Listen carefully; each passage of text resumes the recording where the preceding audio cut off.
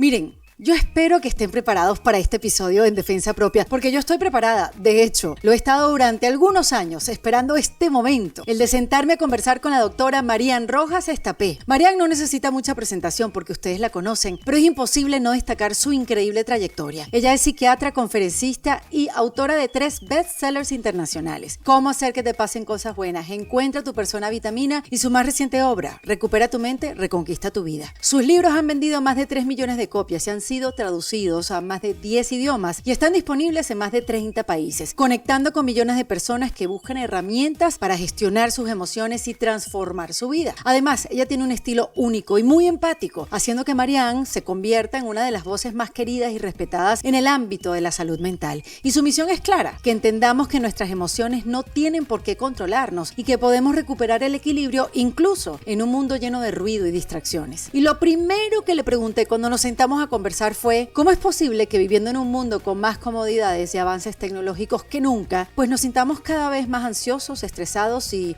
desconectados de nosotros mismos? Hablamos de nuestra adicción a la dopamina, a la gratificación inmediata y cómo esto afecta nuestras relaciones, nuestra autoestima, nuestra concentración y nuestra capacidad de disfrutar la vida. Marian nos habla de la importancia de desarrollar nuestra corteza prefrontal, de rescatar la atención perdida y a dejar de compararnos para reconectar con lo que realmente somos. Ya los voy a dejar con este súper episodio, pero antes les quiero decir que los tickets para las funciones en Panamá, que haré en enero de puras cosas maravillosas, ya están a la venta en ericadelavega.com. Y también, si quieres regalarte una pausa, te invito a un retiro presencial que haré en el mes de febrero con mi querida Catalina Guerque en Mérida, Yucatán, México, del 12 al 16 de febrero. Toda la información también la consigues en ericadelavega.com, al igual que mi libro, Reinventada. Ahora sí, te dejo con este episodio que es una invitación a parar, a reflexionar y darnos el permiso de cuidar nuestra salud mental en medio del caos de la vida cotidiana. Prepárate para aprender de una de las mentes más brillantes humanas de nuestro tiempo, Marian Rojas Estapé, que nos invita a conocernos mejor para recuperar el control de tu mente y para que reconquistes tu vida en Defensa Propia. En Defensa Propia es presentado por Opción Yo, la primera comunidad latina de bienestar. En Defensa Propia se graba en Miami, en The Astro Studio. Señoras y señores, damas y caballeros, niños y niñas, Marian Rojas Estapé en Defensa Propia. Estoy emocionada, Erika. No, pero perdón. Estoy emocionada. Esto es algo que he tenido retenido aquí yo por tantos años. Bueno, es que tú y yo hemos hablado a lo largo de estos tiempos para intentar encontrarnos, pero tenía que ser así. Bueno, tenía que ser hoy en presencial, juntas. Exacto, porque siempre la invitación fue por Zoom o algún día que yo fuera a Madrid y que tú tuvieras tiempo. No estaba fluyendo en esa oportunidad. Tú estabas en tus cosas, estabas con tus niños aún más pequeños lo que son. Y bueno, las cosas pasan cuando tienen que pasar en el momento indicado, ¿verdad, Marian? Totalmente. Qué emocionante, de verdad, tenerte aquí en Defensa Propia. Mucha gente me pedía que te invitara, así como si yo no hubiera querido invitarte. y yo no sé, Marian, ¿tú tienes idea cuándo fue este estallido de popularidad que tuviste? O sea, ¿en qué momento sientes tú que te convertiste en esta guía, en esta maestra de vida para tanta gente en tantos países? Porque no solamente España. Bueno, me haces una pregunta interesante que ayer en el vuelo viniendo para acá me intentaba plantear, venía de México. Cuando yo vengo de un padre que para mí es un referente, que ya ha sido un guía para muchísimas personas a lo largo de los años. Uh-huh. Él sigue viajando por todo el mundo, hablando de sus libros. Entonces, para mí, ese concepto de persona que cuida, que acompaña, pues era mi padre. Nuestra labor es una labor curiosa porque él y yo nos dedicamos y mi hermana Isabel, que trabajamos juntas los tres, tratamos pacientes, nos dedicamos a tratar pacientes en la consulta todos los días. Hace unos años, visto que mi padre ayudaba a través de los libros y de las conferencias, dije, oye, yo también quiero empezar a hacer esto, porque yo tuve una experiencia muy fuerte cuando, hace ya años, estuve en Camboya sacando niños de la prostitución infantil y me metí en el mundo de la pornografía, etcétera, y me marcó tanto que a mi vuelta a Madrid, que yo era muy joven, empecé a hablar de esto a jóvenes en colegios, en institutos. Pero era parte de tus estudios, tuviste que hacer ese viaje como parte de un trabajo de voluntariado. No, a mí siempre me ha llamado la atención el mundo solidario, siempre me ha gustado ayudar a gente desfavorecida, desde que era muy pequeña, ¿eh? Y he viajado a diferentes lugares del mundo y pues uno fue el Bronx en Nueva York, luego pues por España, en Europa. Y pues en un momento dado, cuando terminé la carrera de medicina, dije, pues me voy a Camboya. Me fui a ayudar en una ONG que se trabaja con niños del basurero de Phnom Penh, de la capital de Camboya, un sitio terriblemente pobre, con unas condiciones durísimas. días antes de marcharme me leí varios libros sobre Camboya y me topé con un libro que significó un punto de inflexión en mi vida. La historia de una mujer que había ganado el premio Príncipe de Asturias en España, nominada al Premio Nobel de la Paz, una historia muy controvertida, pero que ella contaba su historia sacando niñas, salvándose ella, ya dejó la prostitución y salvando niñas. Y dije, a ver si la conozco, y me la encontré en el aeropuerto. Y entonces yo era una niña. Yo la reconocí, es una historia muy impactante que contó muchas veces, y a raíz de eso, por las noches, por las tardes me iba a los prostíbulos a rescatar niñas. Y yo era una niña, o sea, quiero decir que yo era una niña de 20 no sé cuántos años. Y yo no sabía qué se hacía, pero descubrí cosas impactantes. Observé el trauma, vi cómo el trauma es capaz de enfermarte físicamente. Y a la vuelta a España decidí investigar esto. Dije, ¿qué ha pasado aquí? O sea, ¿qué me ha mostrado la vida? ¿Por qué yo me he topado con esta realidad? Empezaba a trabajar en el hospital, pues tenía todo el tema de Camboya. Y me pasó algo muy curioso, y es que al contar mi historia, ya que me había ido a Camboya, que había visto niñas prostituidas, etc., gente que tenía traumas me escribía. Y empecé a tratar gente con traumas, violación, abuso, soledad, violencia, casos muy, muy graves, y me especialicé, por así decirlo, en temas traumáticos. A día de hoy lo que más veo en consulta es trauma, cosa que es durísimo. Uy, por Dios, sí. Pero a raíz de eso dije, ¿cómo el trauma determina o influye en la vida, en la salud, en la forma de elegir pareja, en la forma de gestionar mis vías de escape, en la forma de vincularme con la propia sexualidad? Y todo eso fue armando un discurso con el que nació mi primer libro, Cómo hacer que te pasen cosas buenas, que el personaje es el cortisol, que es el estrés. El segundo es Encuentra tu persona vitamina, que es la oxitocina, la infancia, el trauma, cómo elegimos pareja. Y ahora este tercero, que es el que vengo a presentar. Sí, el que tenemos aquí, Recupera tu mente, reconquista tu vida, y que vamos a hablar sobre él. Pero en ese primer libro, ¿fue que lo sentiste? No. En el primer libro, de repente, pues yo hice una entrevista, acababa de nacer uno de mis hijos, yo estaba en plena baja maternal, tenía un problema de salud con otro familiar, entonces hacía poca promoción. Tampoco, o sea, mi libro era como un apoyo para mis pacientes y un apoyo para mis conferencias, y poco más. Pero en una de las pequeñas entrevistas que hice, pues se hizo viral, por entonces viral, y entonces el libro se agotó. Y entonces se reeditó, pero fue la pandemia. ¿Qué pasó en la pandemia? Lo que yo había contado en ese primer libro tomaba forma. Todo era el miedo, porque ese libro habla del miedo y del estrés. Entonces en la pandemia la gente con miedo buscaba soluciones. Y al final pues yo soy psiquiatra, intento darle una base neurocientífica, mucho sentido común, muy, muy cercano, e intento que todo lo que yo divulgo, la persona que me está escuchando se sienta comprendida y no se sienta juzgada.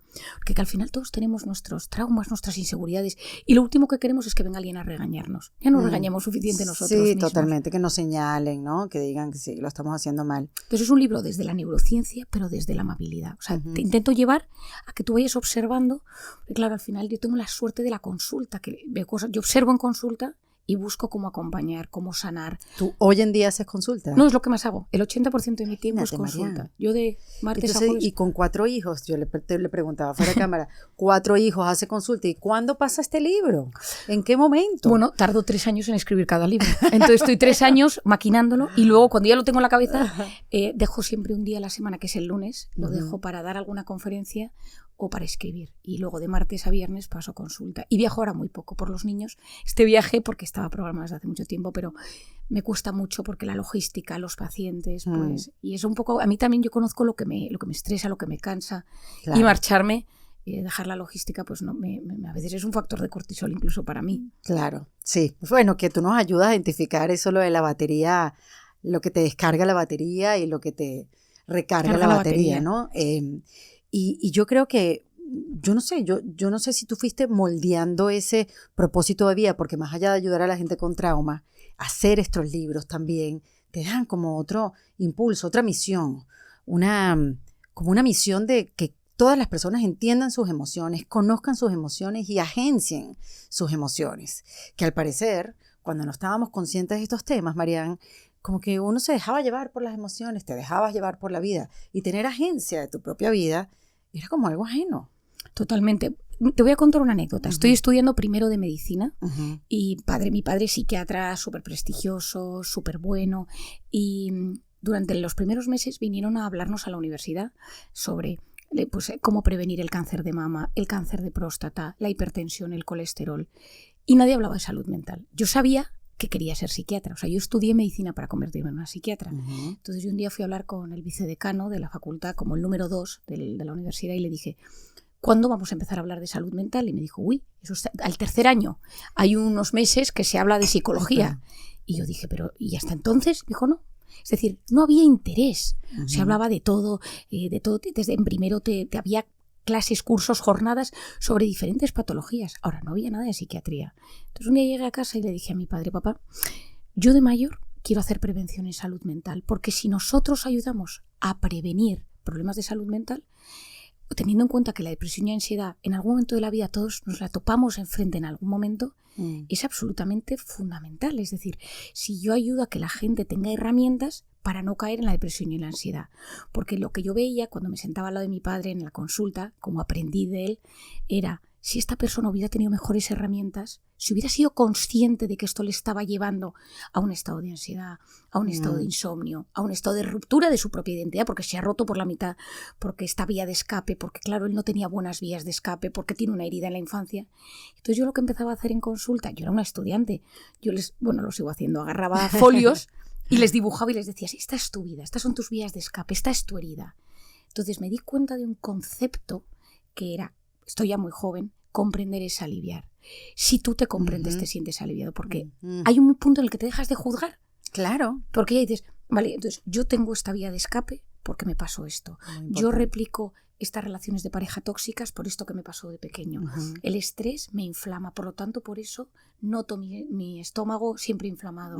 Cuando mi vía de escape es el alcohol, al día siguiente no me concentro bien. Yo qué sé, cosas que si no, todo te pasa y no entiendes porque te tiembla el párpado, porque se te duermen las manos, porque te duele constantemente las articulaciones. Entonces ahí fui como intentando armar un mensaje que ayudara, porque al final todos tenemos problemas, todos tenemos batallas, claro. Todos tenemos heridas, miedos, inseguridades.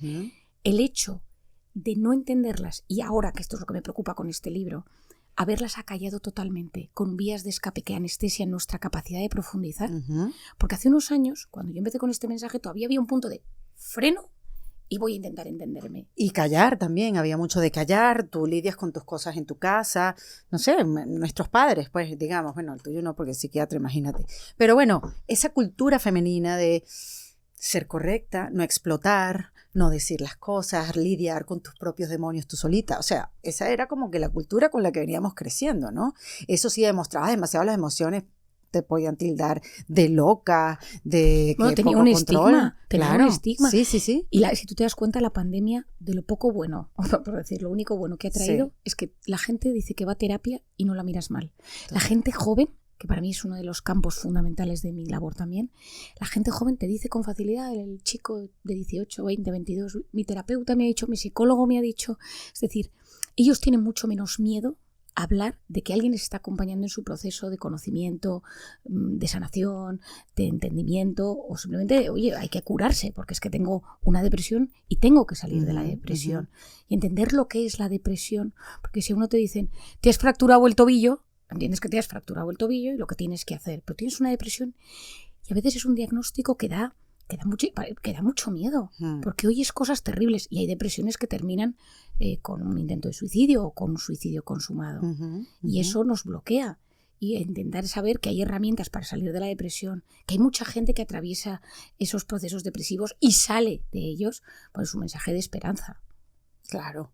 Y empezaste tú o empezó también este movimiento como a tomar conciencia de, está bien, espérate, hay que sentir las emociones, tienes que conocerte. Tienes que conocerte. Primero que nada. Ese mensaje fue, bueno, conocerme cómo, cuándo, si yo me conozco, no, pero en verdad, ¿quién eres? ¿Quién eres? Y luego, ¿quién eres? ¿Dónde está ese pasado? ¿Qué te tiene enquistado del pasado? O sea, ¿dónde estás ahí amarrado que no sales? Esa relación tóxica con tu mamá, tu madre, tu padre, abuelo, abuso, colegio, bullying, soledad, incomprensión, me sentía un bicho raro. Es decir, ¿qué hay en ese pasado que te tiene ahí amarrado, que no puedes salir de ello y que tu voz interior te vuelve a llevar ahí? A pesar de que seas, otro día me decía una paciente profesionalmente muy exitosa, pero que tiene síndrome del impostor. Dices que yo desde pequeña siempre me sentí distinta, iba a los sitios y decía, pues si no tendría que estar aquí. Y esa voz interior del impostor la mantiene en pleno 2024. Y encima ella me dice, Marian, me genera ansiedad. Y entonces me encuentro mal, me duele el estómago, me duele todo el día el cuerpo, duermo fatal. Entender esos procesos bioquímicos, para mí, uno de los mensajes más importantes de la neurociencia de las emociones fue cuando entendí que el estado de alerta, es decir, el cortisol, no solo se activa cuando tengo una amenaza física, que aparece un león, un terremoto, un tornado, un volcán, una bomba, es decir, un ladrón, algo físico, sino cuando hay otro tipo de supervivencias que están en juego. Mi supervivencia afectiva, viene mi esposo, esposa, pareja, novio y me dice, tenemos que hablar, ya no siento lo mismo por ti. Hay una cosa que se genera ahí como en el esternón, que es, me voy a quedar solo, me he engañado, hay otra persona. Supervivencia afectiva, sí. Supervivencia profesional. Mi jefe me dice que ya no cuenta conmigo. Supervivencia económica, pierdo mi negocio. Supervivencia social, pierdo mi grupo de amigos. Veo fotos en Instagram y no me han invitado. Entonces ya no es solo la alerta por el huracán o el tornado, que era lo que podía pasar hace 1000 años, claro, las guerras. Sí. Ahora hay otro tipo también de alertas que se activan constantemente. Y la tercera pata, que para mí es clave, es que esto no solo se activa cuando me pasa, sino cuando me imagino que me pasa. Uf. Claro, ese es el problema. Claro. Y si mi pareja me está siendo infiel, y si mi hijo está en las drogas, y si mi padre tiene una demencia, y si me enfermo, Y entonces esa frase que te he dicho yo tantas veces, del 90% de lo que nos preocupa, nunca sucede. Pero como yo no distingo, mi organismo no distingue lo real de lo imaginario, vivo en alerta continuada. ¿Qué me pasa intoxicado de cortisol? ¿Qué me pasa en alerta constante? Que me enfermo a nivel físico y a nivel psicológico. Y que mi cerebro busca no sufrir. Y se activan las vías de escape, que han existido a lo largo de la historia. Claro, eso no lo inventamos ahora. Las drogas, que toda la vida han entrado por la nariz, por la boca y por las venas, ahora entran por los ojos. Y están diseñadas para ser así. Y anestesiados de droga, en mi cabeza, cada vez tengo menos capacidad de pensar, reflexionar y pararme. Y cuando freno, siento un vértigo horrible. Porque mi voz interior me dice, cuidado, has engordado, no te estás cuidando. Tu relación de pareja no funciona. Tu trabajo no te acaba de gustar. Y entonces hay algo dentro de mí que dice, no sufras. Agarra una vía de escape rápida. Y como tengo un dispensador automático de dopamina en el bolsillo, que siempre va a haber algo, alguien que me haya contestado, me voy directo a esa dopamina rápida. Adictos a la dopamina, que este es el mensaje clave del libro, adictos a la dopamina, nos convertimos en personas intolerantes al dolor, al malestar, al aburrimiento. O sea, todo molesta, todo duele, total, todo irrita. Y en una sociedad de cristal hipersensible que todo nos molesta. Entonces, da igual lo que diga un político, una persona, alguien, un podcast, una frase, un comentario, todo duele. Entonces, había una forma que la gente dice, somos menos fuertes. Bueno, es que nos cuesta mucho más sufrir. Y el ser humano tiene que lidiar con batallas. Pero estamos sufriendo más porque estamos conectados a esta máquina de dopamina. A ver, te lo cuento bien para que se entienda, ¿vale? Es la clave del libro, entonces quiero que se entienda y que la gente que nos escucha y nos está viendo lo entienda. Venga. Nuestro cuerpo busca constantemente el equilibrio. Es decir, si yo ahora me tomo 20 galletas de dulce de leche, puede estar riquísimo, sube corriendo el azúcar, también la dopamina por cierto, pero sube el azúcar rápido, y mi organismo tiene receptores que dicen, esto no es bueno. Si soy diabético, fatal, pero aunque no sea diabético, ojo, cuidado que esto no es bueno. Entonces los receptores avisan al páncreas que libera insulina y se equilibra. Bueno, pues esto pasa con mecanismos muy complejos del organismo, con el sodio, con el potasio, con la fiebre, con el pH, con la glucosa, pasa con mucho. ¿Qué pasa con la dopamina?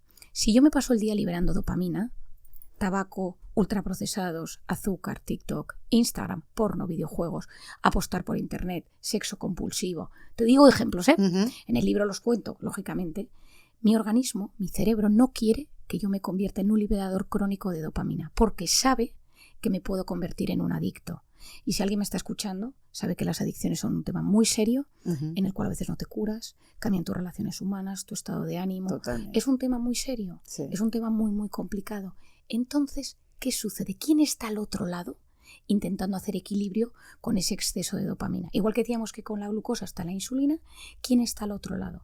En el libro lo dibujo en forma de cuerda. En un lado está tirando el placer, la dopamina, y al otro lado empieza a surgir el dolor, moléculas de dolor. O sea, el que palía, el que hace de equilibrio el exceso de dopamina es el dolor. Entonces, llega un momento que ya no consumes buscando placer, sino esquivando el dolor. Como al otro lado no para de generarse dolor, todo duele. Y entonces tu cerebro busca consumir para paliar ese dolor. Y lo segundo es que como ahí no paran de surgir moléculas de dolor, para que lo entendamos, como Sí. bichitos de dolor, pequeños, como si fueran monstruitos de dolor, de repente es que todo es un motivo de dolor. Es que todo molesta. Me molesta el tráfico, me molesta el ruido, me molesta la gente, me molestan los gritos, me molestan los comentarios de la gente. Ujú. Y el segundo concepto clave para entenderlo es que mi cerebro tiene memoria. Y el cerebro recuerda lo que le calma, lo que le excita y lo que le da placer. Tendemos a repetir lo que nos calma, excita y da placer.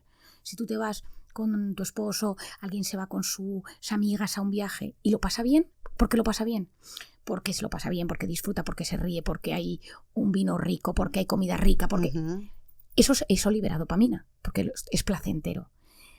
¿Qué hago yo cuando vuelvo de ese viaje? Es decir, quiero repetir. ¿Por qué? Porque he liberado dopamina. Es decir, tiendo a repetir. La depresión post vacaciones. O la depresión por vacaciones. Pero Sí. claro, porque claro, ha habido un pico muy grande de Claro, emociones, de claro. sustancias. Pero claro, el cerebro quiere repetir eso. Mm. Cuando yo genero los hábitos o los vicios según la dopamina que he liberado. Y si mi cerebro recuerda lo que le calma, excita y da placer, si yo cada vez, por ejemplo, que estoy aburrido, le digo a mi cerebro, me dice, no te aburras, porque estamos en el dolor, el aburrimiento, ponte, que en el libro doy un capítulo sobre por qué hay que aburrirse otra vez. Ujú. Mi cerebro me dice, no te aburras, y entonces corriendo me dice, activa dopamina. Estoy estresado, mis hijos están peleando, mi esposo, pareja, novio, novia está intenso. Ujú. Y entonces mi cerebro me dice, no sufras, vete a la dopamina rápida. Entonces vuelvo y voy recableando. Yo en el libro lo pongo en forma de carreteras. Entonces se van generando las carreteras de cada vez que tengo una emoción, lo que hago. Una emoción, lo que hago. Estoy aburrido, estoy estresado, estoy tenso, estoy disgustado. Pero claro, el problema es que como el cerebro recuerda lo que le calma, lo que le excita y lo que le da placer, el aburrimiento y el estrés están ¿Cómo anestesiados. hacemos para que olvide todo eso, Marian? Para Bueno. que olvide todo eso y podamos crear una vida mejor. Lo primero es el insight, ser consciente. Claro. Es decir, o sea, que si yo me siento solo por la noche y pido comida a domicilio, mi cerebro me dice, ¿estás solo? Comida a domicilio. O me descargo una Sí. aplicación de citas.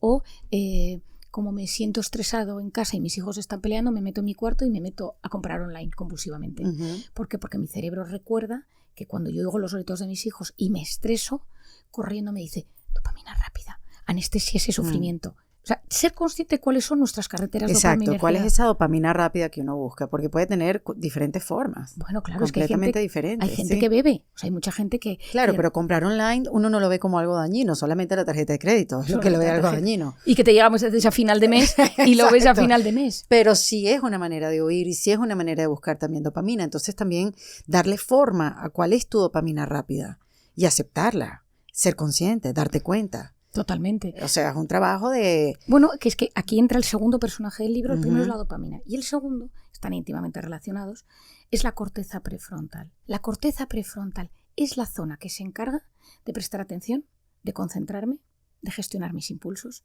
de posponer la recompensa y freno y empatizo, freno y contemplo, freno y medito, freno y rezo. O sea, como cada cual quiera hacerlo. Ujú. La corteza prefrontal se bloquea, se anula por diferentes factores. En el libro, en ese segundo bloque, por la soledad, por el trauma, por el estrés crónico, por la neuroinflamación, por la falta de sueño, pero por el fast, la hiperestimulación, las distracciones constantes, luz, sonido y movimiento constante, el scroll infinito. Ujú. Entonces, claro, para que yo pueda llegar a esto que decimos tú y yo del ¿qué me pasa? Ujú. Tengo que reactivar mi corteza prefrontal y tengo que salir de ese bucle constante de aceleración. O tengo de repente que decir, oye, tengo que volver a un lugar seguro porque tengo miedo. Y muertos de miedo no pensamos bien. Nada. Solo buscamos sobrevivir. Ujú. Todo tiene que ver con esta especie de entendimiento de corteza prefrontal. ¿Qué busco yo? ¿Qué pasa si la corteza prefrontal está bloqueada? Ujú. Que en el libro también, lógicamente, esto lo tratamos. Una corteza prefrontal bloqueada, forma de simplificar, pero yo creo que la gente que no es neurocientífica Aquí lo está entienda. en profundidad, sí, sí, sí. Nos hacemos adictos a lo irrelevante, drogodependientes emocionales, solo queremos dopamina rápida, punto número 1. Ujú. Punto número 2, nos cuesta la profundidad, porque solo buscamos lo fácil, lo sensacionalista, el titular. Ujú. O sea, es decir, la dopamina rápida. Y 3, nos polarizamos. ¿Por qué? Porque el cerebro, cuando esa corteza prefrontal no está full, es o blanco o negro, o este partido político o el otro, o este equipo o el otro, ideológicamente, éticamente, moralmente, da igual. Y como los algoritmos solo nos hacen ver aquello que nos gusta, cada vez nuestro pensamiento está polarizado. Y la empatía, que es la capacidad de entender a los que no piensan como nosotros o a los que tienen un pensamiento distinto o están sufriendo, está bloqueada por la corteza prefrontal. Por tanto, yo no me soy capaz de ponerme de acuerdo con el que tengo enfrente, que para mí es el gran mal del siglo XXI. Wow, qué increíble, porque además es algo que uno dice hoy en día, como que hay demasiados extremos, está todo muy, tú sabes, muy tirante. Muy tirante. Es muy difícil verse en el medio hoy en día. Verse en el medio, y parece que cuando intentas, o sea, como para empezar, despolarizado. Punto número 2. Te lo explico con un concepto que la gente lo va a entender. Para salir de una crisis, en este caso yo creo que tenemos una crisis de corteza prefrontal, es decir, una crisis de atención. Para salir de la crisis tú necesitas que unos tipos que piensan mucho sean capaces de buscar a lo largo de la historia o en otros países cómo se ha salido de esa crisis, sea pandémica, sea sanitaria, sea económica, sea bélica, sea lo que social. Sean capaces de investigar cómo eso uno ha sido capaz de salir de crisis en otros momentos de la historia o en otros países, se pongan de acuerdo en un comité de expertos, de gente que aporta visiones distintas, pongan medidas y las ejecuten. Bueno, pues todo eso son funciones de la corteza prefrontal. En plena crisis de corteza prefrontal nos quedamos sin herramientas para salir de la crisis. Claro. Solución, que haya gente, voces, la tuya, la mía, la gente, que diga, un momento, por favor. O sea, para que el mundo funcione, da igual donde sea, o sea, los pueblos, las ciudades, los países, los colegios, nos tenemos que poner de acuerdo con el de enfrente, porque toda la vida ha existido gente que ideológicamente piensa distinto, pero la clave era que si existían personas que eran capaces de ponerse de acuerdo con el de enfrente. ¿Cuándo se implantan los celulares, los móviles en los colegios? Pues te tienes que poner de acuerdo con el de enfrente. ¿Cómo hacemos con el tema da igual, político, social? Claro, hay muchas ideas que están demasiado polarizadas y falta la capacidad de ponernos de acuerdo. Y por eso la sensación es que todo tira demasiado. Todo tira demasiado. Y yo creo, Marian, tú sabes que hace poco escuché a Martin Seligman dando una exposición diciendo que en los últimos 200 años vivimos en un mundo mejor. O sea, las estadísticas lo indican. Tenemos la mortalidad infantil ha bajado, ha disminuido, la expectativa de vida ha aumentado, hay más gente letrada, alfabetizada, el ingreso, el ingreso real, pues digamos, ¿no? En todos los países del mundo también ha aumentado en los 200 años, pero la única tasa que es alarmante es la de la salud mental.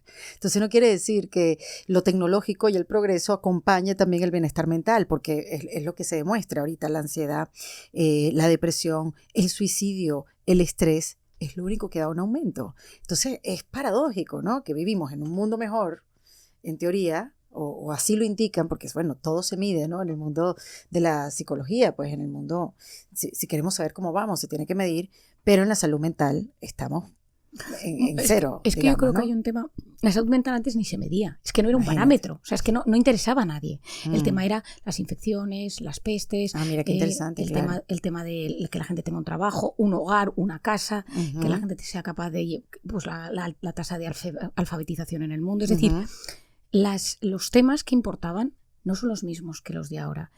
A mí mucha gente me pregunta por todo el tema de la inteligencia artificial y el tema de las pantallas. Claro que me gusta que el mundo esté tecnologizado, me parece interesantísimo, pero siempre y cuando nosotros seamos capaces de dirigir. Claro.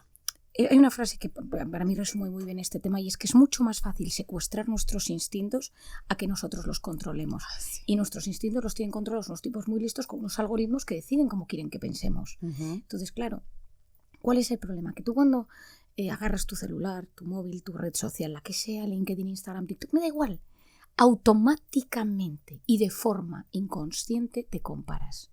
Y la comparación está siempre como ingrediente en todas las tasas de infelicidad del mundo, de ansiedad y de depresión. Es decir, cualquier persona que sufre ansiedad dice, pero claro, fulanito, mira cómo le va, pero entonces al que tiene depresiones nadie me entiende, porque todo el mundo le va mejor que a mí, porque yo... O sea, es decir, la persona que hace un intento de suicidio. Pero es que la comparación está implícita a cualquier contacto con la pantalla, porque tienes a alguien más guapo, más listo, que le va mejor que a ti. Te estás siempre comparando cómo la gente gestiona su vida, la educación de sus hijos, dónde viaja, qué casa tiene, cómo pone su cena de Navidad, da igual. Pero te comparas, y cuando te comparas entra una cosa que en mi opinión es el gran veneno del siglo XXI en la salud mental, que es la culpa. Porque yo no lo tengo así. Porque yo no hago deporte todos los días. Mira esa que se iba a hacer deporte a las 6 de la mañana. Ay, qué horrible. Y porque yo no hago deporte.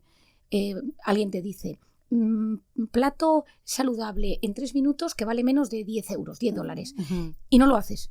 Pero entonces dices, ¿por qué no lo hago? ¿Y cómo mal? Entonces te entra una sensación de culpa y una voz que dice, puedes mejorar. Y esa frase, puedes mejorar, está en todas las facetas de la vida, porque puedes ser más deportista, porque puedes cuidar mejor tu alimentación, porque puedes cuidar más la relación con tu pareja, esposo o esposa, porque puedes cuidar más la relación con tus hijos, porque tu trabajo deberías aprender otro idioma. Entonces, eso genera un estado de alerta que da igual la edad, el de 15 años, que está en pleno cambio físico, sexual, buscando su identidad, que todos nosotros que no vivíamos con redes a los 15 años, pues entre los 12 y los 18 años tienes tu crisis, tu cuerpo no te encanta, te sientes raro, te sientes distinto, tus amigos te dejan de lado, a la chica o a la chica que te gusta, no te... Es decir, todos hemos pasado, pero en ese momento, según como tú vas gestionando eso que surge, va a influir poderosamente en quién te vas convirtiendo en la edad adulta. Claro. Quiero hacer una breve pausa en esta conversación porque quiero hablar sobre cómo manejar la soledad y la nostalgia durante las festividades, durante el mes de diciembre, especialmente a los que están lejos de casa y lejos de sus tradiciones. Fíjate, en esta época uno se puede sentir desubicado o de repente añoras mucho el calor de hogar, pero es crucial saber que no estamos solos y que hay herramientas como la terapia que puede ayudarnos. Fíjate que la terapia psicológica nos ofrece un espacio seguro para entender y transformar la tristeza en oportunidades de crecimiento y conexión. Y en Opción Yo, la plataforma donde puedes conectar con terapeutas que te guiarán a través de estos desafíos emocionales, ellos te pueden proporcionar apoyo y herramientas prácticas para mejorar tu bienestar. Así que si te sientes solo o sola, recuerda que la terapia puede ser tu aliada. Te voy a dejar el enlace en la descripción del episodio para que des el primer paso hacia la terapia psicológica con Opción Yo, no importa en qué parte del mundo te encuentras. Recuerda que puedes transformar la soledad en un momento de reflexión y conexión con la ayuda de un profesional con sesiones online. Y si quieres regalar bienestar a alguien que esté necesitando sesiones de terapia psicológica, aprovecha que tienen hasta un 50% de descuento dependiendo del plan que elijas. Total. Pero si en ese momento de crisis, que el cerebro recuerda lo que le calma, excita y da placer, tus algoritmos te ponen a todas las delgadas, cómo perder peso, cómo parecer más guapa, cómo gustar a los chicos o a las chicas, que hay un momento, no yo, claro. Entonces se activa la ansiedad y de repente no soy capaz de gestionar mi vida. Tengo ansiedad y no me gusta en quién me estoy convirtiendo. Esto digo en los jóvenes, pero nos pasa a todos. A todos, claro. Por eso hay recomendaciones yo cuando hago terapia con gente que tiene esto, le digo, durante 1 mes, 2 meses, 3 meses dejamos redes. Entonces la gente te dice, al principio la gente cuesta. ¿Cómo? Exacto. Porque hay síndrome de abstinencia. Sí. Pero luego hay una sensación de dominio de uno mismo, porque claro, ya eres tú contigo mismo, con tu núcleo.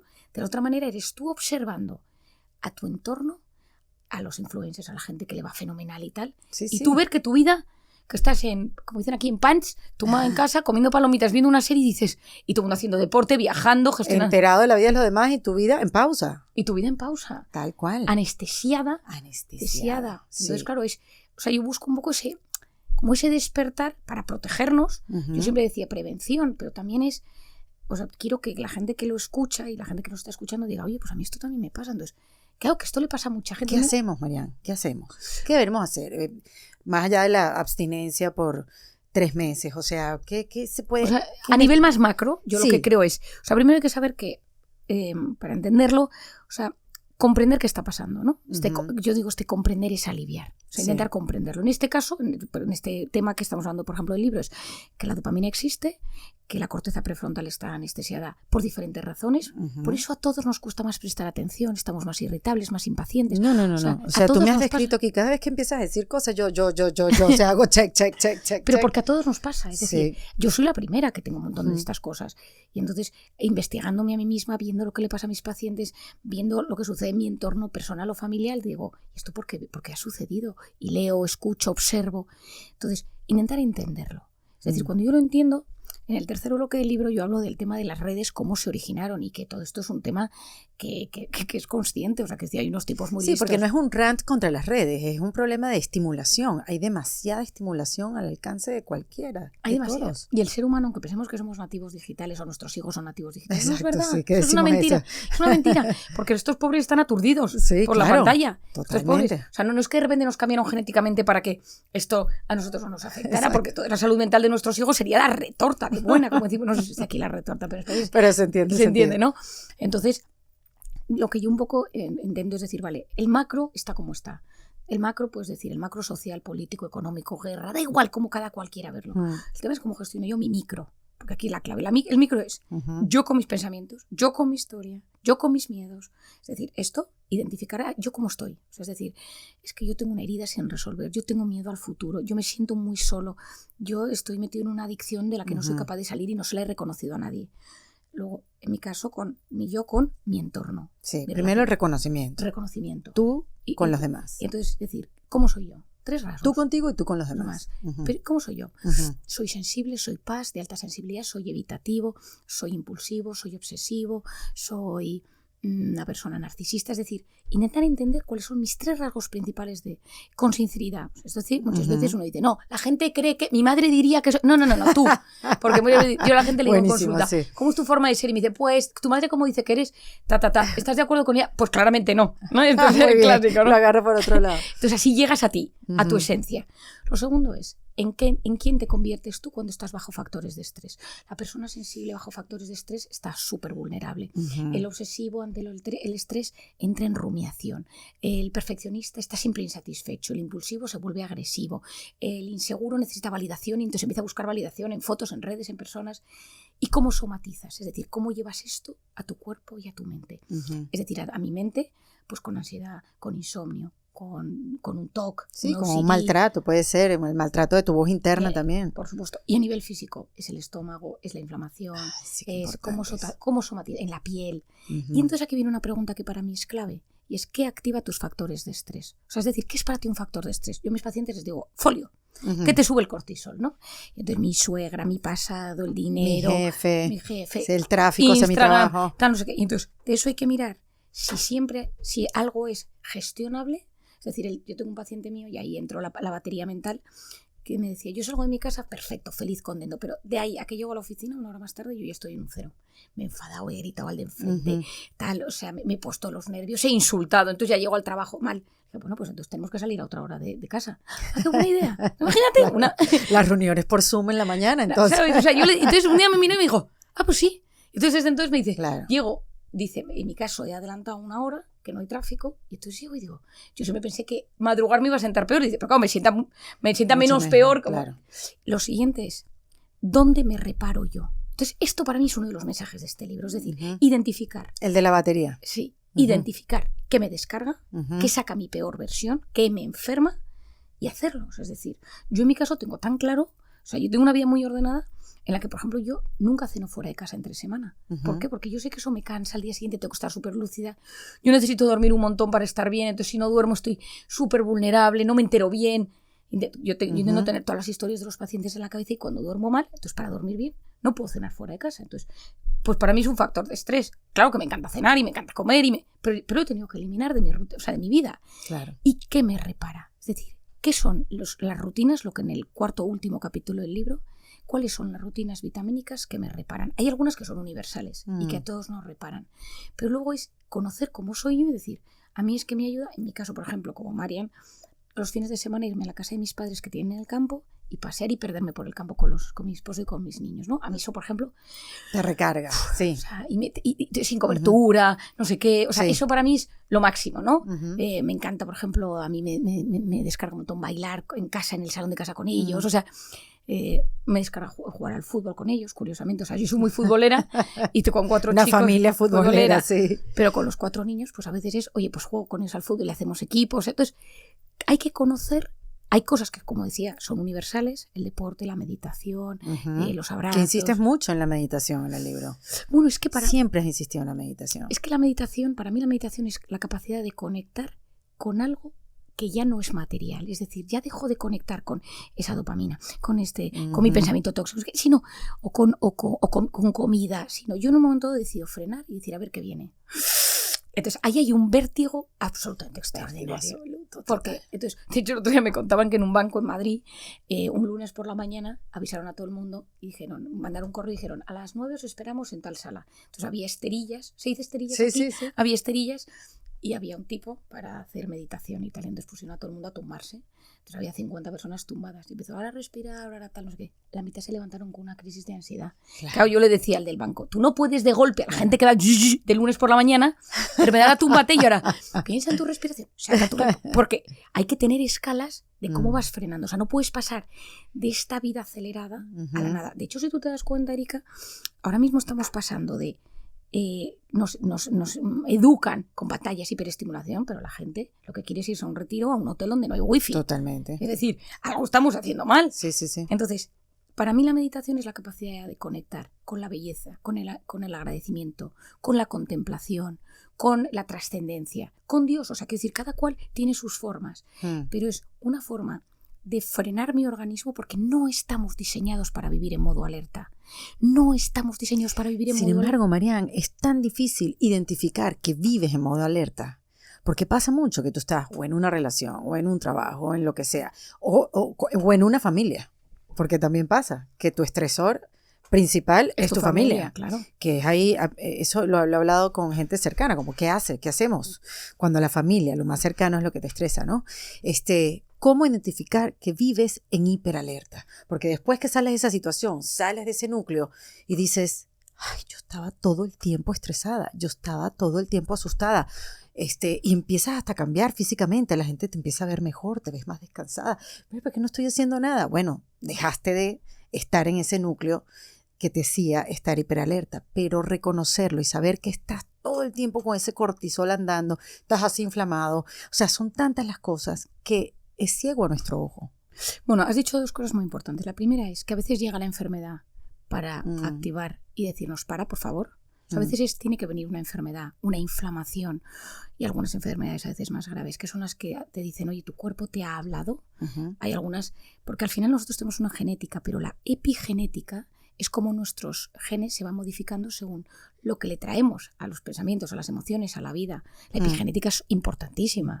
Entonces la epigenética es cómo me relaciono, cómo me vinculo, etcétera. Entonces en esa epigenética a veces activas genes malos y a veces con tu epigenética adormeces los genes malos. Lo segundo es saber que el estrés existe porque ha existido toda la eternidad. Hay un estrés bueno, es el estrés ese que tienes, pues yo cuando venía para acá, ayer en el aeropuerto, esta mañana cuando me he levantado, ese estrés que hace que estás como con una chispa, que hace con un entusiasmo, pero que estoy nerviosa, o sea, quiero decir que es un nervio. Luego hay una cosa que es el estrés tolerable, que es donde todos estamos metidos todo el día. Es decir, tengo que ir a por los hijos al colegio, tengo que hacer la compra, la tarea, el trabajo, el informe, la cuenta del banco, mirar, tener esta conversación delicada con alguien. El problema es que hay gente que en el estrés tolerable es capaz de vivir eternamente y hay gente que el estrés tolerable al cabo de 0,1 ya entra en estrés tóxico. Muchas veces las vacaciones, por ejemplo, son un momento muy bueno porque cuando estás en vacaciones al principio cuesta mucho desconectar, pero cuando llevas unos días dices, Dios mío, ¿dónde estaba? Y entonces te visualizas semanas antes y dices, no me gusta donde estoy. Pero a veces la vida es tan rápido. Si eres madre y concilias, si eres padre tienes trabajo, si eres un hombre que viajas muchísimo por el mundo y que tienes jet lag, si eres una persona que no llegas a fin de mes y tienes problemas económicos, eso es alerta. Eso es alerta. Muchísimo. Eres una persona que no sabes si a tus hijos les vas a poder dar lo que les quieres dar. Vives siempre discutiendo con tu esposo o esposa. Cuidas a tu padre que vive en casa, que está enfermo de Alzheimer y que hay días que está agresivo y nunca sabes cuando llegues a casa cómo te lo vas a encontrar. O sea, todo eso es un estado de alerta. El tema es, por eso yo hago esa pregunta de, uno, voy a pararme y voy a decir, ¿mi cuerpo cómo va? Estoy inflamado, mis articulaciones, ¿cómo voy? Lo que como, el intestino ha venido a darnos muchas soluciones, porque el nervio vago es la carretera entre el cerebro y el intestino. Y el nervio vago es muy psicológico y le va diciendo al intestino cómo está mi cerebro y al cerebro cómo está mi intestino. Y el nervio vago, una autopista, como si fuera una ciudad grande, y va avisando, este departamento está así, este está así. Y luego acordémonos que en el intestino se segregan neurotransmisores. Por lo tanto, si yo vivo inflamado, hay neurotransmisores que no van a llegar bien a mi cerebro y por lo tanto voy a estar más en modo alerta. Entonces, primero mirar si mi cuerpo me está diciendo algo. Lo segundo es, si me paro y freno y digo, me voy a ir 48 horas a descansar. Un hotel, una casa rural, en España es muy fácil el concepto de casa rural. Y voy a intentar desconectar 48 horas del móvil. ¿Qué sale? ¿Qué observo? Angustia, síndrome de abstinencia, soledad tóxica. Me empiezo a dar cuenta, o sea, a veces yo recomiendo mucho parar, o sea, momentos del año donde parar y verte a un sitio, cada cual con sus circunstancias y sus posibilidades o lo que le guste y que diga, pues yo me voy. Yo intento, por ejemplo, de vez en cuando hacer alguna escapada con mi esposo y nos vamos, hace un par de semanas nos fuimos 48 horas, muy cerquita. Bueno, me vino como si me hubiera ido un mes, porque yo llevaba 2 meses complicados, he tenido también un temilla de salud, no sé qué, estaba un poco regular. Y de repente encima fuimos a un sitio con muchísima cultura, contratamos una guía, nos estuvo explicando, comimos en sitios, y de repente dije, ay, bien, pila recargada para los próximos, preparando un poco este viaje que yo sabía que iba a tener todo lo bueno. Pero claro, a veces nos da miedo parar porque no sabemos lo que va a surgir cuando paremos. Sí. Yo muchas veces le digo a la gente, le decía el otro día a un buen amigo, le decía, por favor, haz esto, vete 48 horas, y me dices que tengo muchísimo trabajo, y le digo, mal, porque si me estás diciendo que 48 horas, o intenta ver si el sueño, por ejemplo, el sueño es un capítulo en el libro que yo creo que es de los temas que más, hay 4 cosas, deporte, sueño, abrazos, personas, vitamina, oxitocina, que es fundamental, y la meditación y la contemplación. Pero el tema del sueño, que hoy lo hemos recortado porque nos pasamos toda la noche y a los jóvenes, ni te cuento, haciendo scroll infinito, a lo largo del sueño nosotros tenemos unos procesos que van sucediendo. Por ejemplo, hay un tema que se llama el sistema linfático, que quizá a ti ni te suene porque es una cosa muy reciente. No, el linfático por los masajes, es lo único que sé. Pues el linfático es el del cuerpo. Claro. Pero el linfático es el mismo sistema parecido, pero sucede en el cerebro durante la noche. Y es como si las neuronas hicieran como squeeze, como una esponja. Y en mitad de la noche es como si pasara el camión de la basura y recogiera la porquería que se ha ido acumulando en las neuronas a lo largo del día y se la lleva a través de ese sistema linfático. O sea, un poco parecido a lo del cuerpo, pero en el cerebro. Sí. Y sucede durante la noche. Si yo no duermo durante la noche, no pasa el camión de la basura. Y voy acumulando detritus, excrementos, ¿me entiendes? Siendo un poco bruta, en el cerebro. Entonces al día siguiente estoy aturdido, pienso mal, estoy irritable, no me concentro. Los niños, los jóvenes están durmiendo 2 horas menos de media de lo que necesitarían. Hoy sabemos que la falta de sueño es uno de los activadores de la pubertad precoz, que es algo a lo que estamos observando en la juventud, que la pubertad se ha adelantado, que eso tiene muchísimas consecuencias a nivel psicológico y físico. Y por la noche hay un mecanismo que sucede en una de las fases, sobre todo al final, que es como si existiera un filtro donde todo lo que nos ha sucedido a lo largo del día se pasa y como si hubiera un tipo que gestiona, este pensamiento va para acá, esto es bueno, esto lo desecho, esto lo necesitas, esto lo guardo, como si él estuviera organizando todo lo que te ha sucedido y fuera tu gestor emocional. Es como si fuera tu gestor del dinero que te va diciendo, esto lo has gastado en esto, y te lo ordeno. Y todo esto para el impuesto. Y todo esto para impuestos. Efectivamente. Pues hay un tipo que por la noche, un tipo entre comillas, que por la noche te va decidiendo qué va pasando con las emociones que tú has tenido a lo largo del día y de la semana. Y sucede sobre todo en las 2 últimas horas del sueño. Es decir, casi que te diría que es como uno de los pilares de la inteligencia emocional. Es decir, recuerdos. Si yo no duermo, soy mucho más irritable, mucho más impulsivo, porque ese tipo no ha trabajado. Entonces, es mucho más, haciendo el símil con el del dinero, pues es mucho más fácil que te quedes sin dinero a fin de mes y que no hayas gestionado bien y de repente hayas hecho un pago mal hecho o no hayas pagado algo que deberías pagar, si el tipo que se encarga lo tienes infrautilizado. Pues este gestor de las emociones es muy activo durante la noche. Entonces, hay que proteger el sueño. Y para proteger el sueño, tienes que liberar melatonina por la noche para poder entrar bien en el sueño. Acordémonos que la melatonina se inhibe con la luz de las pantallas. Pienso sobre todo en los padres que tienen hijos adolescentes o nosotros mismos y proteger mi sueño. Es que el sueño es la base de la salud emocional. Pero es increíble, Marian, porque es como volver a lo básico. Bueno, es que vamos a ver, es que yo muchas veces la gente me dice, qué interesante lo que dices, y digo, back to basics. O sea, tal cual. En el fondo hay cosas... Sueño, meditación, parar, aburrirte, o sea, hacer espacio. Bueno, es que al final le dimos al fast pensando que éramos capaces de vivir en el fast acelerados, con estrés, hiperestimulados, y que el cerebro había cambiado y se había adaptado a la ultravelocidad, y cuando vimos las consecuencias que esto generaba, ahora es lo que se ha descubierto es que lo que se hacía antes, el mundo funcionaba con sus cosas porque había otros problemas, pero la parte que me reparaba, yo alguna vez cuando ves alguna película antigua y tal, dicen, se puso enfermo y se lo llevaron a la casa de campo, al cottage, ¿no? Y entonces dices, y se curó al cabo de 3 meses. Y yo decía, ¿qué le darían? Y tal, nada, naturaleza, paseos, calma y salir del foco. Claro, aquí nadie se puede ir 3 meses a un cottage. Entonces, se te acaba el trabajo. Se te acaba el trabajo. Hay un capítulo que digo, volvamos al aburrimiento sin culpa. No quiero una sociedad de perezosos. Cuando yo digo aburrimiento, o sea, el perezoso es el que está tumbado haciendo scroll infinito, exactamente, etcétera. Yo me refiero a de repente decir, yo ayer por ejemplo venía en el avión y entonces dije, pues te traía libros para leer y tal, y en un momento me quedé mirando por la ventana, estuve media hora viendo las nubes, sobrevolando Estados Unidos, que hacía años que no veía, sin más, y entonces ahí aparece un concepto fascinante que es la divagación mental. Sí. que le doy un capítulo en el libro porque a mí me fascina la divagación mental. La divagación mental es nuestra voz interior. O sea, es decir, todos nosotros tenemos una voz que se nos activa en ciertos momentos. A veces es una voz acusadora, pero bien enfocada es un factor de protección y de crecimiento brutal. Hace 1950, Marcus Reichle, un tipo en Alemania, puso a gente a investigar su cerebro. Y entonces en un momento dado les decía, ahora piensa en algo que te dé miedo, ahora piensa en algo que no sé qué, ahora piensa en tal, ahora... Entonces un momento se marchó y dijo, ahora no pienses en nada. Y cuando miraba las imágenes veía todo tipo de luces en el cerebro, ¿vale? Por hacerlo fácil. Okay. Decía que no hace falta. Y otro, no, que estoy con mis cosas. Bueno, pues esas mis cosas resultó ser la red neuronal por defecto del cerebro, denominada voz interior o divagación mental. Es decir, cuando no pensamos en nada enfocados, entramos en divagación mental.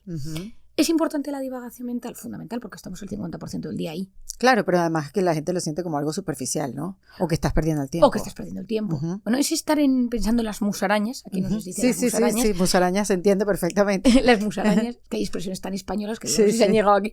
Estar en las musarañas, estar en esa divagación mental, sí ha visto que es la base de la creación de mi identidad. Es decir, cómo me hablo, quién soy. Porque yo cuando estoy en divagación mental, que puede ser en forma de diálogo o en forma de monólogo, o sea, si lo estoy contando a alguien o me lo estoy contando a mí, pero hay varias personas hablando. Mucha gente me dice, Marian, tengo un pensamiento esquizofrénico. Y digo, que no te preocupes, que estamos todos ahí. Yo me digo, yo me contesto. Sí. Yo tengo una paciente mía que dice, yo estoy todo el día hablando conmigo. Dice, yo estoy... A Marian te voy contando, mi voz interior te voy contando mi vida. Me hace muchísima gracia. Digo, ¿y qué te respondo? Y dice, hay de todo, Marian. Por lo menos tú eres una persona vitamina, ¿no? O sea... Me hace muchísimas gracias. Digo, de hecho, yo alguna vez cuando estoy en divagación mental digo, ¿qué me diría Marian de esto? Y entonces me veo a mí misma contándoselo en consulta a Marian delante de mí. Ay, Dios mío, pensamiento esquizofrénico total. Pero en divagación mental yo me cuento las cosas y es el momento de crear. Es decir, para yo crear y solucionar necesito divagar. O sea, nadie ha descubierto nada importante en momentos frenéticos, sino que de repente, pues, Newton, yo siempre doy el ejemplo, ¿no? Newton estaba en un árbol divagando, sentado. Entonces empezó a ver cómo caían las manzanas. Sí. Y de repente dijo, anda, caen hacia abajo, la cosa básica. ¿Por qué caen hacia abajo y no hacia el lado? Dijo, ¿habrá una fuerza dentro de la Tierra? Imagínate, pero necesito parar, contemplar y divagar. El otro ejemplo que a mí me gusta muchísimo es el de Arquímedes. Arquímedes se fue a dar se daba baños y cuando entraba en la bañera el agua salía. Y entonces dijo, la flotabilidad. Claro, que eso sale en el cuerpo, entra dentro del agua. O sea, porque estaba dándose un baño. Divagando. O sea, no tenía el teléfono puesto ni los audífonos puestos. Claro, y estaba Entonces, el otro día leía una historia de un tal Spencer que trabajaba con radares y tal, y al terminar llevaba siempre una chocolatina en el bolsillo y la chocolatina estaba derretida. Y entonces él miraba porque estaba derretida. Y entonces ahí con su chocolatina hasta que un día dijo, ¿esto qué está pasando? Y descubrió el microondas. O sea, claro, necesitas divagar y contarte las cosas. O sea, para mí, el pilar de una salud mental buena es cómo yo me cuento mi historia. Soy el peor, nadie me quiere, me merezco esto, no me merezco esto otro. Entonces, esa divagación mental surge cuando yo freno, cuando yo me aburro. En mi caso, por ejemplo, cuando salgo de trabajar vuelvo andando a casa, que son como 40 minutos. Y entonces intento, a menos de que tenga mucho lío, no llevar el celular, el móvil en la mano. Entonces voy andando a casa y entonces ahora me invito. Ay, a este paciente le voy a decir esto, le voy a recomendar este libro, voy a cambiar la medicación, voy a tal... O sea, a mí me han pasado un montón de cosas en esos ratos donde yo de repente, el otro día cuando estaba... Necesitamos tiempo solos. Necesitamos tiempo solos para reconstruir nuestra narrativa, porque cuando la narrativa es tóxica, entra el rencor, entra la inflamación, entra el estado crónico de alerta. Sí. Entonces, divagar hoy en día se ha convertido en un factor de estrés. Y en esa cuerda del placer-dolor de la que yo te hablaba al principio, divagar está ahí como factor de angustia. Porque me empiezo a contar cosas, porque me agobio, entonces me estoy agobiando. Entonces, fuera, ya está, scroll infinito. Me pongo los partidos de fútbol, me compro algo online, me meto en internet, me descargo una aplicación, chateo con un chico o una chica que haya conocido y entonces me angustio. Sí. Aquí nos estamos hablando entre señas. No, bueno, quería como que recalcar que lo haces aquí, Marian, en el libro Recupera tu mente, reconquista tu vida, de esa pausa que dices que es tan importante, de divagar, de soltar el teléfono, de pasar tiempo con nosotros mismos, porque además es la única manera de convertirnos en nuestro mejor amigo, nuestra mejor amiga, que esa narrativa, que esa conversación que tienes contigo misma sea en positivo, sea un buen acompañante, no sea este tormento que a veces tenemos en nuestras cabezas. Y me parece muy curioso que es todo como que volver a lo básico, volver a esas cosas que son naturales para nosotros y que ahora no los tenemos, porque uno tiene esa sensación de que si paramos, estamos Perdiendo el tiempo. perdiendo el tiempo. Y eso también, ese concepto que te digo, que uno a veces siente que el dolor es profundo y la felicidad es fatua. Bueno, es que aquí hay dos temas. Hay una cosa Ajá. que es la felicidad y otra cosa que es el placer. O sea, Son dos cosas y distintas. bioquímicamente Ujú. funcionan de forma distinta. Es decir, la felicidad es una palabra que para mí es como bienestar, plenitud, ¿vale? Ujú, exactamente. Esa felicidad, si tuviéramos que ponerle un neurotransmisor o una hormona, sería la serotonina. Mm. Y la serotonina, a la siguiente neurona, cuando le avisa a la siguiente neurona el mensaje, le dice, la inhibe, le dice, esto está bien, calma, aquí esto está todo bien. Cuando la dopamina, que es el placer, le dice a la siguiente neurona, me gusta, quiero más. Es decir, Mm. el mecanismo es completamente distinto. Mm. Para mí, tú has dicho una cosa importante sobre el dolor. O sea, el dolor existe, a todos nos agarra en algún momento de la vida, Sí, nos universal. llega, es universal. Claro. En esa cuerda del placer-dolor, una de las cosas más maravillosas que cuando yo leía sobre estos temas que descubrí es que cuando tú aceptas, de hecho hay un capítulo un poco revolucionario que es cuando tú aceptas microdosis de dolor, lo que sucede es que aparece la dopamina endógena. Es decir, igual que en esa cuerda yo decía, mucha dopamina, me voy al dolor. Cuando yo acepto un pelín de dolor es, me ducho con agua fría, tengo un poco de sed y no bebo Ujú, ahora. como un estresor. se Pequeño diría así. estresor, microdosis, Ujú. o sea, es decir, tengo hambre y espero. El Quiero fasting. meterme en Instagram y ahora no me meto. Quiero Ujú. comprarme esto, ahora pues no me lo compro. O sea, un poco decir no a impulsos primarios. Lo que Ujú. se ha visto es que el cerebro, la cuerda del placer-dolor, el equilibrio del placer-dolor, es muy agradecido y te da dopamina endógena. Si alguno ha esquiado alguna vez, yo siempre doy el ejemplo del esquí porque me parece que se entiende muy bien. Ajá. Esquías, te caes, pasas frío, la bota te aprieta, te tira uno el de al lado, en la silla, no sé qué. O sea, es como un momento... Es un momento incómodo. Exacto. Pero cuando tú terminas de esquiar y te quitas la bota de esquí, hay una cosa que pasa. ¿Por qué? Porque aceptando un poco de dolor, Ujú. has liberado mucha dopamina endógena. Ya. Entonces, parte de es decir a la gente, no pasa nada por sufrir un poco. O sea, yo De manera que tú puedas producir tu propia dopamina. Claro. O sea, yo a mis hijos a veces, que es muy difícil en la educación porque estamos agotados y es muy difícil, ¿no? Pero Ujú. a veces, mamá, es que quiero repetir de no sé qué. Mamá, es que quiero de esto. Y entonces ese no a algo que en el fondo dices, bueno, mamá, ¿por qué no puedo tomar más? Y le digo, porque aunque tú no lo entiendas, te estoy enseñando que de repente hay cosas a las que no vas a acceder. Claro. Porque acostumbrados al placer, cuando nos dicen no a algo, acostumbrados a la gratificación instantánea, quiero esto y lo quiero ya, quiero esto y lo quiero ya. Cuando llegan los dos temas más importantes de la vida que tienen que ver con nuestra felicidad, nuestro bienestar, que es el amor y el trabajo, acostumbrados al placer inmediato, nos frustramos, porque ni el amor ni el trabajo son a base de gratificación instantánea. Todo lo contrario. Constancia, espera, te pido perdón, perseverancia, necesito franear, entender, empatizar. Es decir, si yo me he educado a mí mismo, a mí misma, he educado a mis hijos en el placer instantáneo, cuando llega el amor y cuando llega el trabajo, no son capaces de lidiar con ello, porque eso no es a base de gratificación. Claro. Por eso las relaciones empiezan con un match y terminan con ghosting, porque es fácil, todo fácil. Y cuando tú quieres que eso empiece, yo a la gente cuando mis pacientes que tienen Tinder y estas cosas les digo, te despides y le dices que no quieres seguir en esta relación, pero no desapareces, porque la comunicación es clave para que las relaciones funcionen. Total. Y si anulamos la capacidad de comunicarnos, pues las relaciones humanas ya no funcionan. Marian, tantas cosas. Mira, tú sabes que yo tengo una conversación contigo y tengo otra en mi cabeza de todas las preguntas que me vienen y sé que el tiempo es corto. Exactamente. Sé que el tiempo es corto. Estoy tan agradecida que hayas venido en Defensa Propia. Te estaba esperando hace mucho tiempo y bueno, aquí estaré para recibirte siempre y bueno, también para recibir tus libros y todo lo que tienes para para darle al mundo, ¿no? Sobre todo para esas herramientas para poder nosotros gestionar nuestra propia vida, porque somos los responsables de nuestra propia vida. Y gracias por invitarme. No. Ojalá que esta sea la primera de muchas.